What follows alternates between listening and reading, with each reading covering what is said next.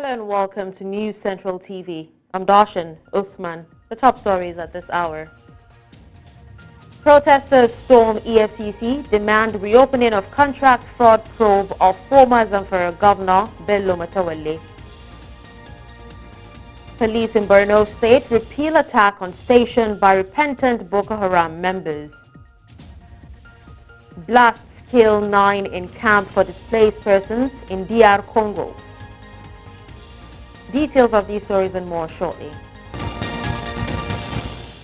News Central now at this hour begins in West Africa with graft matters where some protesters from Zamfara State, northern Nigeria, have called on the Economic and Financial Crimes Commission to reopen investigations on the former governor of the state, Bello Matawalle. The protesters, under the auspices of APC Loyalist Forum, want the EFCC to investigate all petitions against the former governor, including the alleged contract diversion of up to 70 billion naira during his tenure as governor of the state. The EFCC Director of Public Affairs, Wilson Wujaran, who received the protest letter on behalf of the chairman, assured the protesters that the commission is determined to pursue every corruption case to a logical conclusion. Staying with graft matters, anti-corruption stakeholders and pro-transparency organizations have raised an alarm over the alleged plot to sabotage the fight against corruption in Nigeria. And they made this warning in the nation's capital, Abuja, saying there is a plan to target the nation's anti-corruption agencies and the judiciary. Joshua Imarai tells us more. With Nigeria's anti-graft agencies targeting high-profile politically exposed persons, many will admit that the war against graft is on course. Pro-transparency agencies in Nigeria have, however, raised an alarm over an alleged plot by some individuals to stifle the effort against corruption. They say efforts are already in play to sabotage the recent successes achieved and have concluded plans to shield wanted persons from scrutiny and investigation. Over the past few weeks, we have observed with great concern the malicious attacks and deliberate effort to blackmail anti-corruption agencies through sponsorship, influencers, insensitive opinion publication in some national dailies, online and electronic platforms, all targeted at discouraging anti-corruption efforts and shielding people who have actually looted this country from being investigated. The agencies are saying that this is a clear case of corruption fighting back. Some of them believe that to effectively combat corruption and make significant strides towards progress, it is crucial to adopt a cohesive strategy that ensures that the anti-corruption war is no respecter of persons. We recommend the following. 1. Growing concerns over the declining levels of autonomy and integrity of the judiciary must be addressed. 2. To truly establish a flourishing democracy, transparency and accountability must be strictly adhered to in governance. 3. We urge the ruling All Progressives Congress Party and other political parties to take decisive action in purging its ranks by denouncing and breaking support with their members who are currently being investigated by anti-corruption agencies. 4.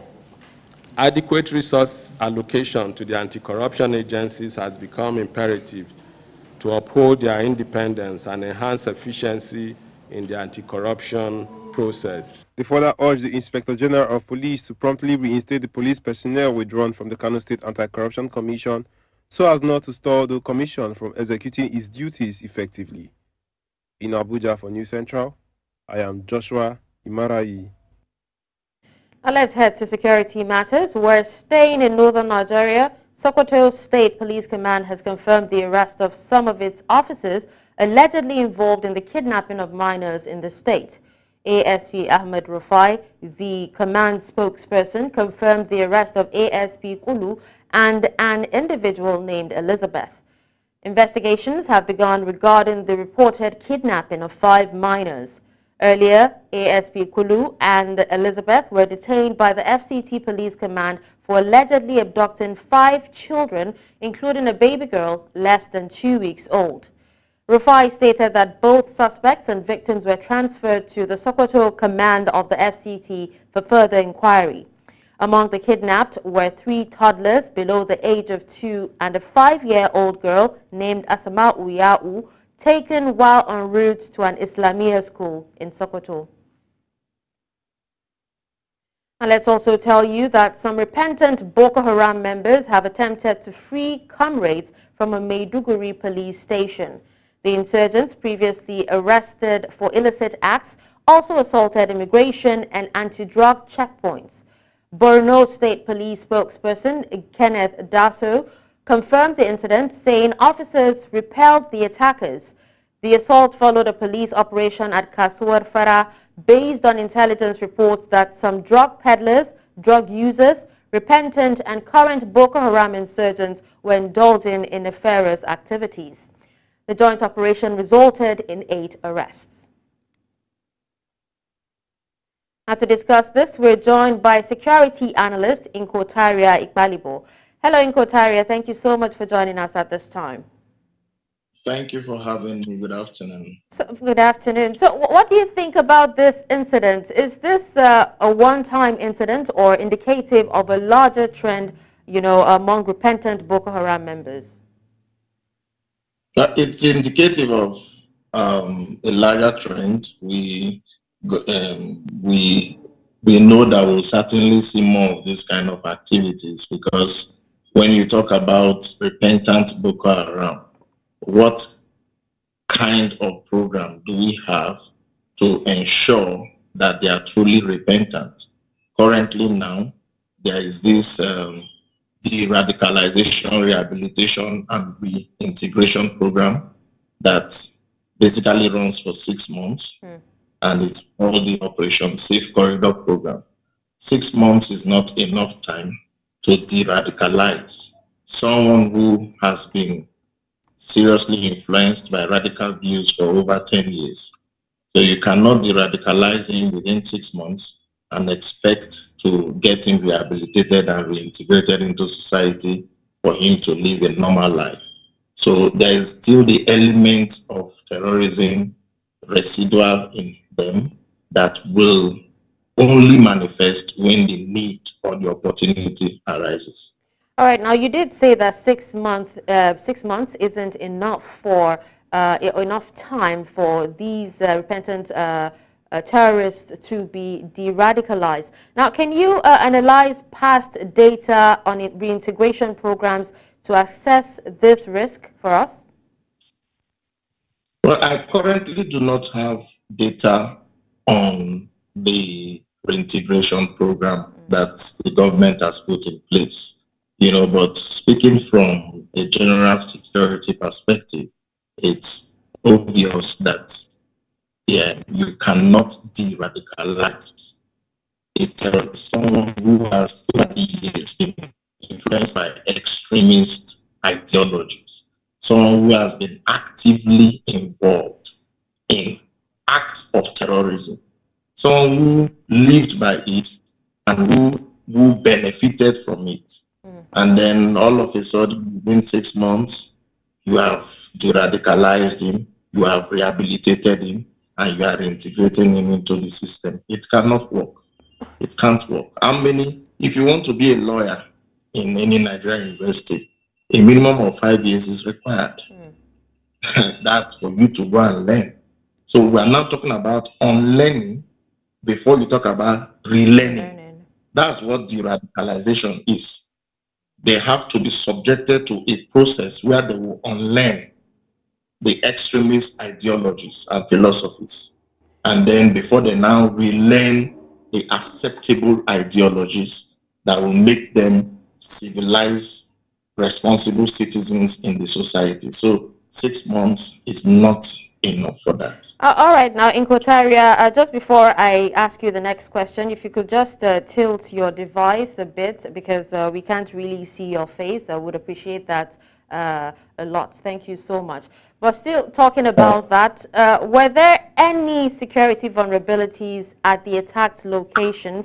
And could this incident have been prevented? If so, what improvements, do you think can be made to security protocols for Boko Haram defectors? Well, when the intelligence, when the police, the joint task force got the hint and carried out the operation, of course, it was a precise and professional operation, and they succeeded in arresting people, and then they took them to the police station. So from the record available in the public domain, there were no casualties. So professionally speaking, it was a successful operation. Now, when the repentant Boko Haram went to rescue the comrades, obviously there were casualties, because from the news that we have gathered, certain people were injured. Even the policemen ran for their lives until reinforcement was made before they came back. So, but they were not able to rescue the suspect. The people that were rescued were people that were around the counter area. So they could not break into the cell. So there were casualties, but very minimal casualties. And talking about if it could be prevented, yes, any form of insecurity could be prevented if the government adopts the right approach. Okay, absolutely. But then, following this attack, how do you think the relationship between law enforcement and repentant Boko Haram members would change? Could this discourage future defections or even complicate counterinsurgency efforts? It depends on how the Nigerian police and the federal government manage this incident. If it is properly managed, it could be to the advantage of the law enforcement agencies, because if we're talking about repentance, you can appeal to their emotions and then also let them know that if you are for the government, you stay with the government and for the government. It's not a situation where you will be in between. So it depends on how it is being managed going forward. All right, well, thank you so much, Inkotaria, for joining us and speaking to us on this. We appreciate you for your time. All right, thank you for having me. Now, in the meantime, the Nigerian military has completed its investigation into the drone bombing of Tudumbiri village in Kaduna State, indicting 2 Nigerian army officers. The officers will face court-martial as the operation should not have occurred. The Director of Defense Media Operations, Edward Buba, revealed this during a press briefing at Defense Headquarters on Thursday. The bombing of Tudumbiri village in Kaduna State, which took place on December 3, 2023, resulted in numerous casualties during the Maulud celebration. 2 days later, the National Emergency Management Agency reported burying 85 bodies. Earlier, Melvin Eje, Executive Director, Global Peace and Life Rescue Initiative, spoke to us on this development. They are going to unveil the truth behind this massacre. This is first of its kind in Nigeria. This is first of its kind that the Nigerian government, Federal Republic of Nigeria, and the armed forces is taking responsibility for this action. So for them to have come out with the names with details of the attack, for them to have stated very clearly that the error was from the military, it is quite commendable. I think Nigeria should rise up to commend this set of public officers that we have currently in our society today. Well, even no matter how professional they can be, the errors in operation is something that you should expect naturally, especially when you are fighting asymmetric warfare. It's not unusual. It is not, even in advanced country, it does happen. So yes, errors have been made, but I think it's not something that should be too alarming. It happens everywhere around the world that we have errors in operations. Yes, some officers have been indicted, and I commend the military for staying true, for trying to court-martial them. One thing I want Nigerians to know is to see that, yes, there are no sheriffs in town who are willing to do this job, who are willing to speak truth to its people. The mere fact that the Nigerian military have come out with a commission of inquiry that will unravel the identity of the officers who commit this act, it's actually a step in the right direction. And also, I think the military needs to build its capacity more in terms of technology. Why will the mother carry a pregnancy for 9 months, birth the child, and after a year and 4 months, decide to end the child's life? This is the riddle that the police in Delta State are trying to resolve. The suspect is currently in custody of the police in Asaba, the Delta State capital, and investigations are ongoing. News Central's Austin Azu completes the story. Recently, residents of Delta State have expressed concerns over the current insecurity challenges across the state. The Delta State Commissioner of Police is here to address the media about the recent achievements. Men of the press and Deltans were told of the deployment of this special deployment to Ughelli axis. I would like to tell you that we have made tremendous progress. Then I told you there were 3 gangs who have picked up a number of people. The Delta State Police Command informed journalists of the arrest of a 24-year-old lady from Sokoto South local government area of the state, said to have dumped her child of 1 year and 4 months old in a well along the road in Araya community, Sokoto South local government area. The CP said children who went to play around the tree discovered the abandoned child floating on the well. For us, it's a sad one. You will not know what it is that will make a mother dump a child into the well. It's an unfortunate thing. Other achievements recounted by the police include arrest of a suspect who produces fake alcoholic drinks. Others are arrest of a suspected kidnappers, notorious car snatchers, cultists, armed robbers, rescue of kidnapped victims, recovering of 12 vehicles, arms and ammunition. I'm assuring Nigerians in general and Deltas in particular that the policing strategies adopted in Ughelli will be replicated in other areas where we might be having similar challenges.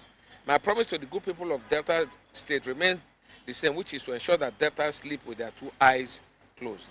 The arrested suspects involved in infanticide and others narrated their level of involvement. I did have the attention to kill my own child because her father rejected the baby and my grandmother rejected me and the baby too.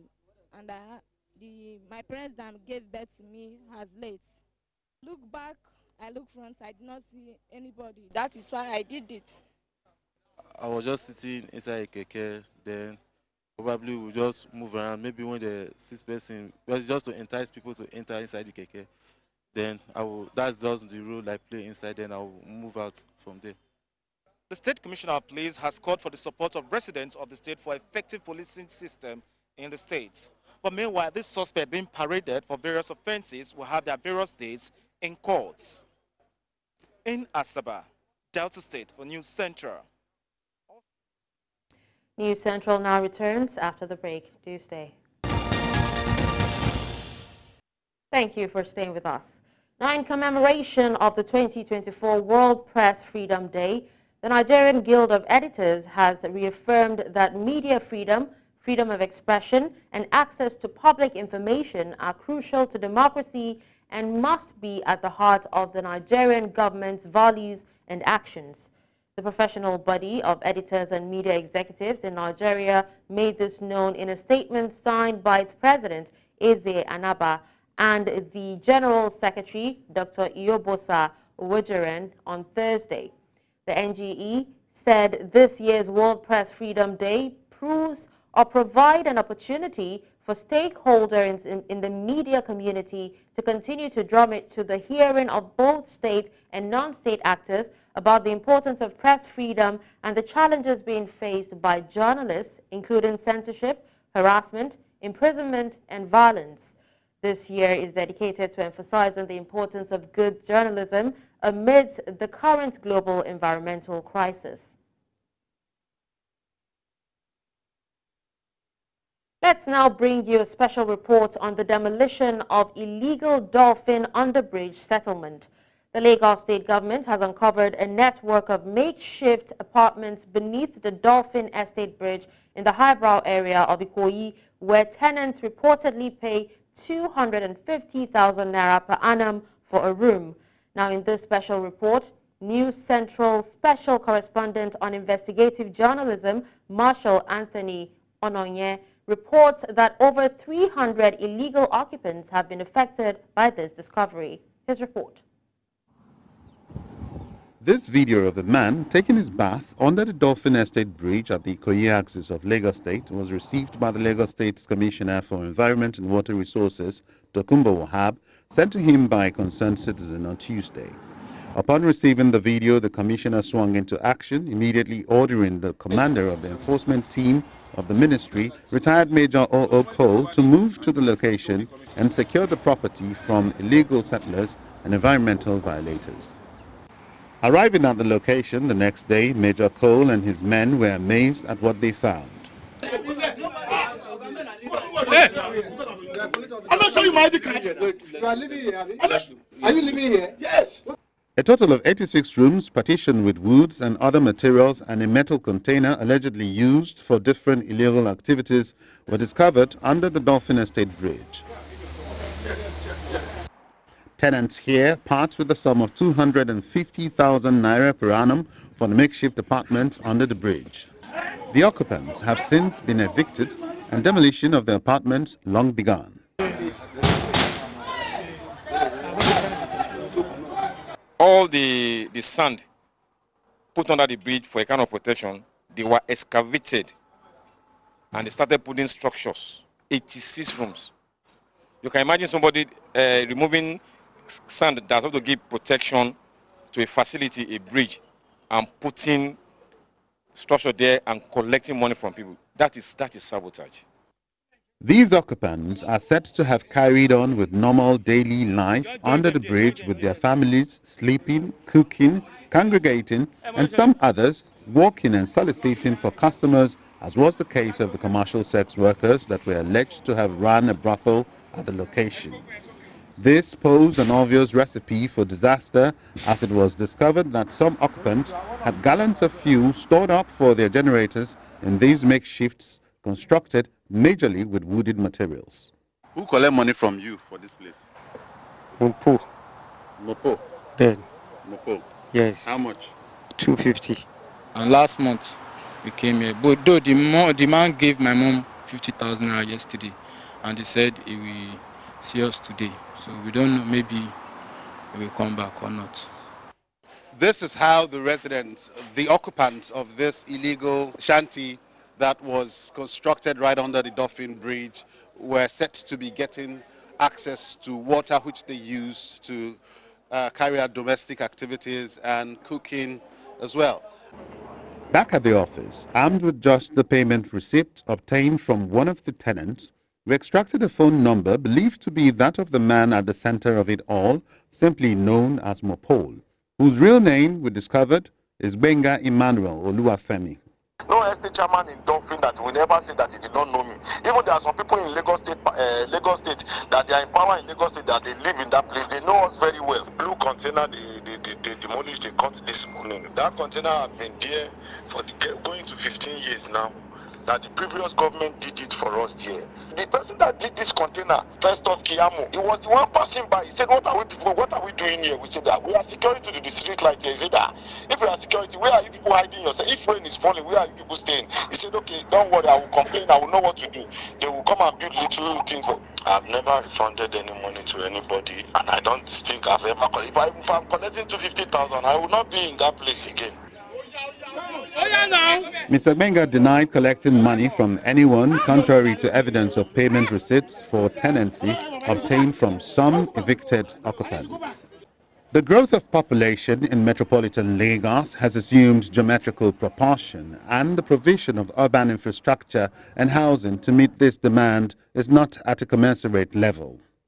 An online report by Business Day in February 2023 says this has resulted in an acute shortage of housing for the teeming population, with Lagos alone accounting for about 5 million deficit, representing 31% of the estimated national housing deficit of 18 million.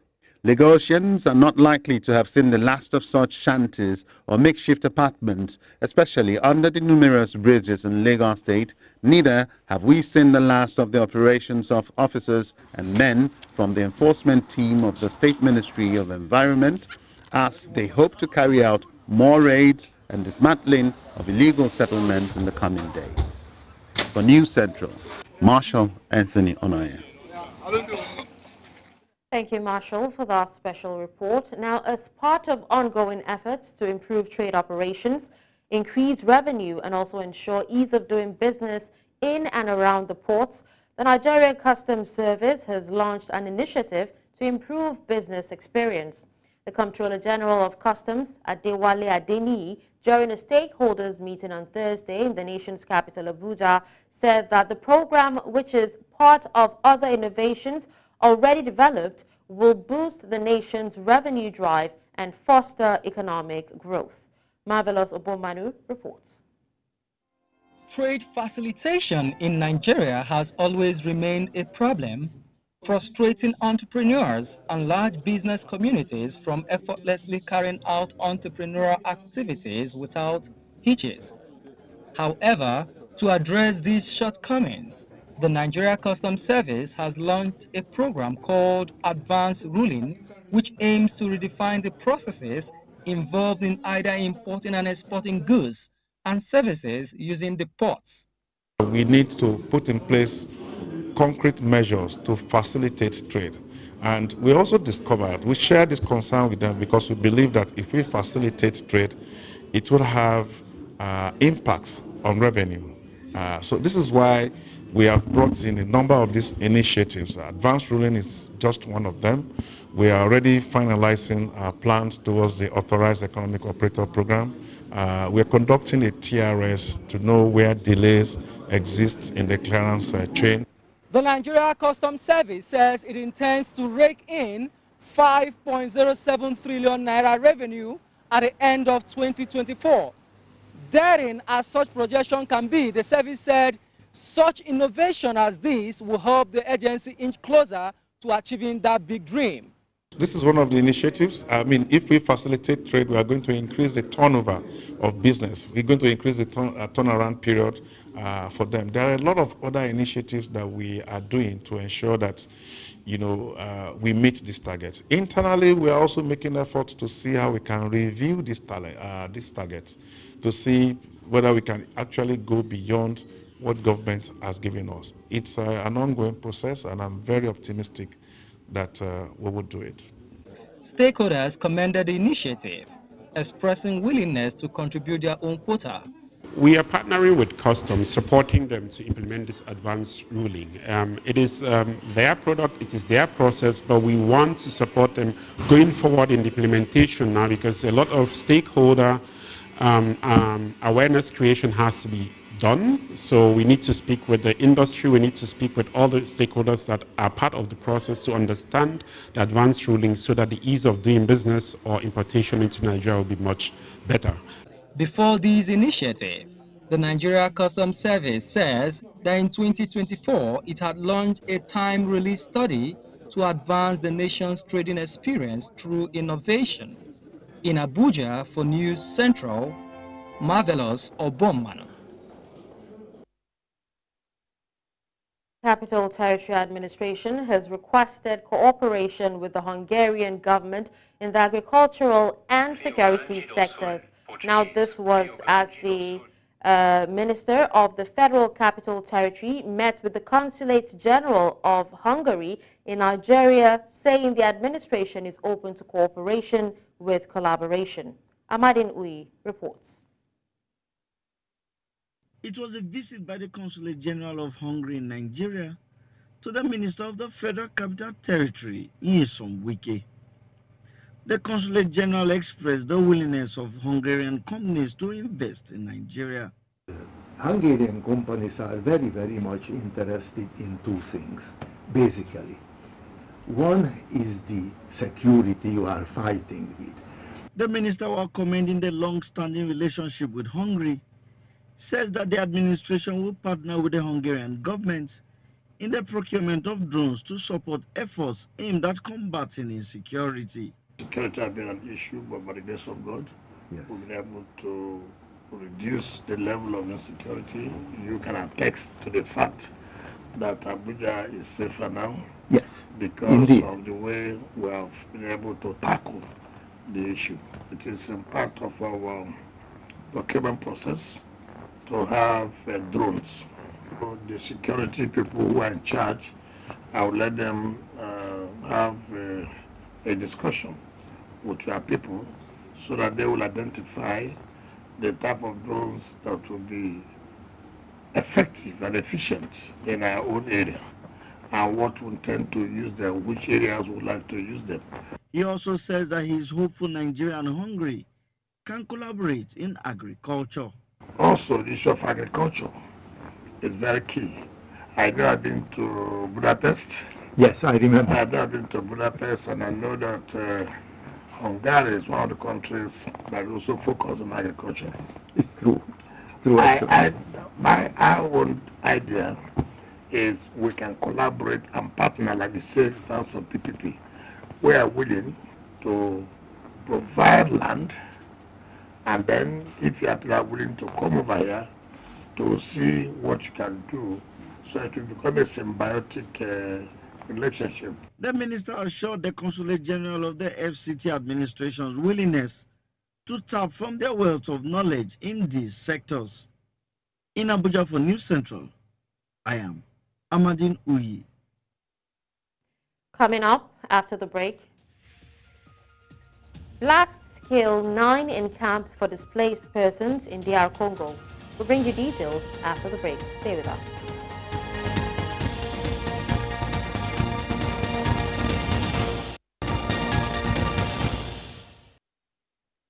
In Central Africa, at least 9 people were killed in explosions on Friday in a displaced persons camp on the outskirts of Goma in the war-torn Eastern Democratic Republic of Congo. Now, according to witnesses, bombs fell on huts housing displaced people during fighting between M23 rebels and the government. After 8 years of dormancy, the mostly Tutsi M23 rebellion took up arms again in late 2021, seizing large swaths of North Kivu province, some 40 kilometers northwest of its provincial capital, Goma. The origin of Friday's blasts has not been clearly established, but government spokesman Patrick Muyaya accused the Rwandan government, that's the Rwandan army, and its M23 terrorist supporters of being responsible.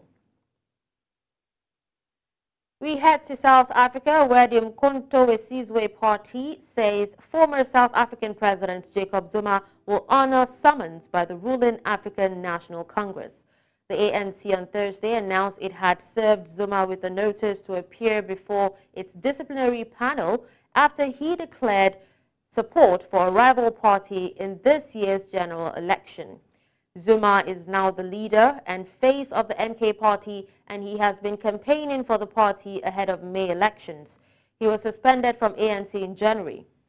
MK party spokesperson Lamulo Ndelela said Zuma is not a coward and will attend the disciplinary hearing scheduled for next Tuesday.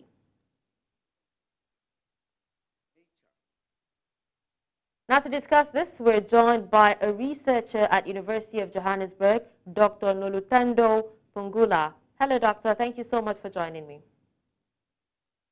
Thank you for having me. All right. So now the ANC, through its Secretary General Fikile Mbalula, has been on record saying former President Jacob Zuma expelled himself from ANC by forming another party. Now my question is, how do they now call someone who has expelled himself to a disciplinary hearing? Well, I think the whole saga just shows some of the constitutional loopholes that are there within the ANC. So just like yourself, I also have the same question.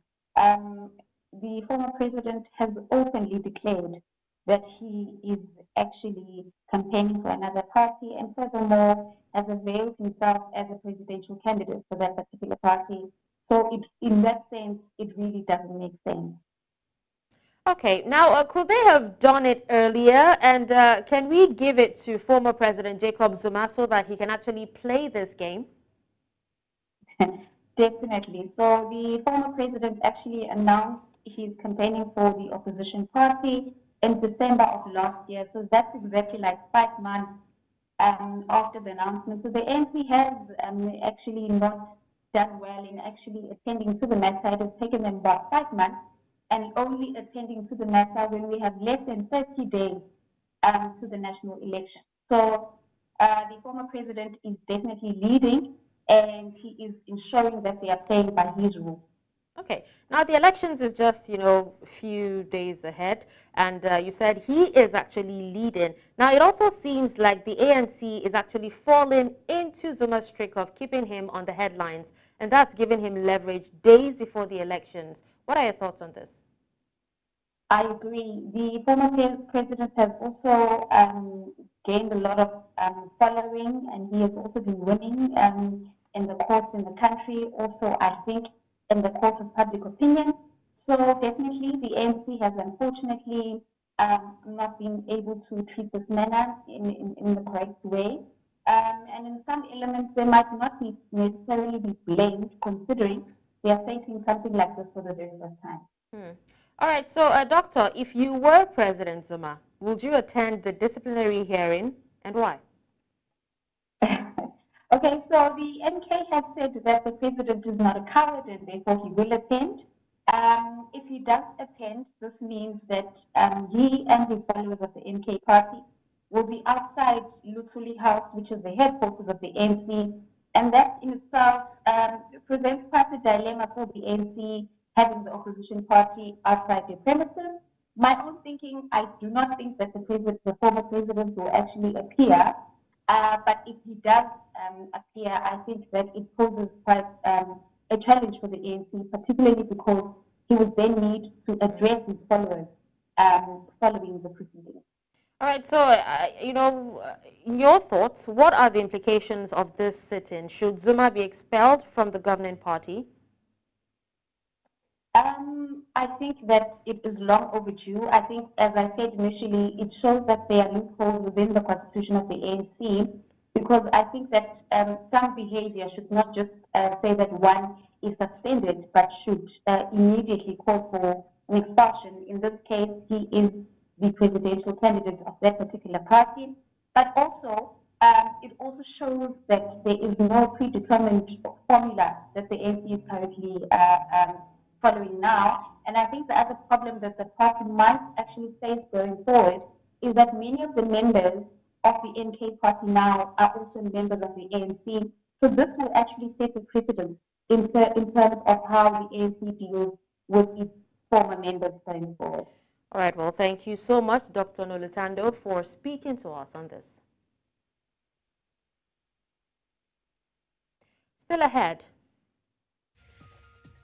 China launches first probe to collect samples. We'll bring you details after the break.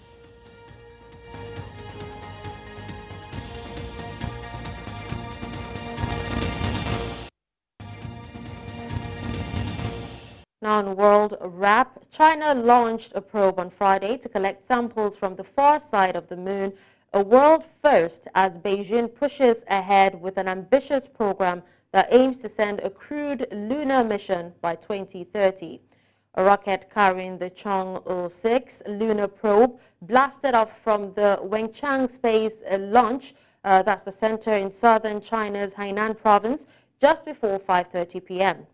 Heavy rain engulfed the site just minutes after the launch began, they said, with hundreds of onlookers gathered nearby to witness the latest leap of China's decades-long space program. Washington has warned that the program is being used to mask military objectives and an effort to establish dominance in space. Now to discuss this, we're joined by our international correspondent, Afia Hagen. Hi, Afia. This is an ambitious mission, isn't it? What can you tell us about it? Definitely an ambitious mission in a sector that's been dominated by the United States and by Russia. Of course, space exploration, there's been a space race between those two countries for as long as we can remember. But this mission to the dark side of the moon, as you could call it, realizes Xi Jinping, the Chinese president's long-held ambition, to get a mission to the moon and to get one going, and that's what he has managed to do with the Chang'e 6 probe. Now, this is one of the most rapid the space advancements in recent years, and this particular probe, it builds on the mission of previous probes. We had the Chang'e 4 mission in 2019, which landed on the far side of the moon. and Chang'e 5's 2020 mission, which returned to Earth with near-side moon samples. Now, this is all about potentially putting more people on the moon, perhaps in a more permanent basis. Now, this particular mission is going to go to the moon's far side and then use an existing Chinese satellite to navigate its way home. And while it's there, the plan is for this particular probe to gather moon dust and rocks after touching down on the 2,500 kilometer diameter of the South Pole Aitken Basin. That's a crater that was formed 4 billion years ago. All right, so which other countries are making their way into the space race? Well, I mentioned earlier on that Russia and the US have been part of the space race for so long, but Japan successfully launched the mission at the beginning of this year. India landed its first spacecraft on the moon as well, and whereas Russia's first lunar mission in decades ended in failure. But Japan, like I said, they're the US, also doing very well. But this seems to be a new chapter in the space race where you have lots of other programs, lots of other countries entering the program and entering the foray. But like you said at the top there, the US believing that perhaps China's space race is not a so-called civilian program, but actually a military program, which means we could be in a new kind of space race, if you will. All right, so Afia, with all these programs, are we in a new era of space travel? I think we could be. I think we are in this era where it's all about not just landing on the moon, but seeing what other potential capabilities the moon has. And if the moon has water, then life becomes sustainable. Astronauts can live on the moon because they have water which they can drink and use to cook and things like that. But also water can be used as a propellant to make lots of things. So therefore, we could see a time where people want to get to the moon, to perhaps take over certain parts of the moon and to expand, the human race and where we could live. If water can be found and established, then people can put down roots there. Well, the human race can anyway. So we could be entering this new part of the space race where finding water on the moon is paramount so that people can really expand their exploration of the moon. All right, well, thank you so much, Afia, for that.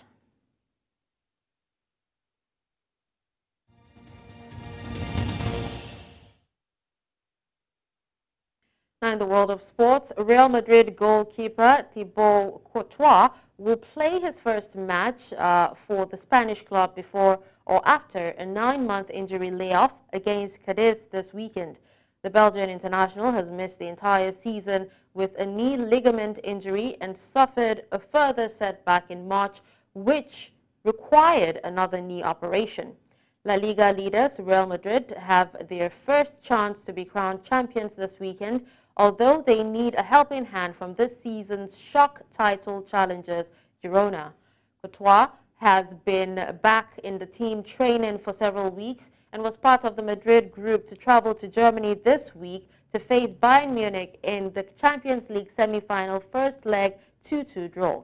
In 2022, Courtois was the prime architect of Real's Champions League triumph, proving himself to be one of the best goalkeepers in the world.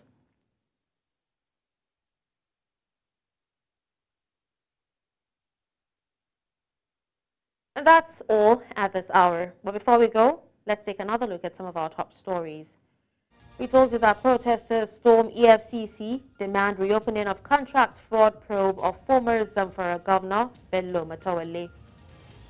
Police in Borno State repeal attack on station by repentant Boko Haram members. Finally, you heard that blasts kill 9 in camp for displaced persons in DR Congo. Send your eyewitness report to the WhatsApp number on the screen.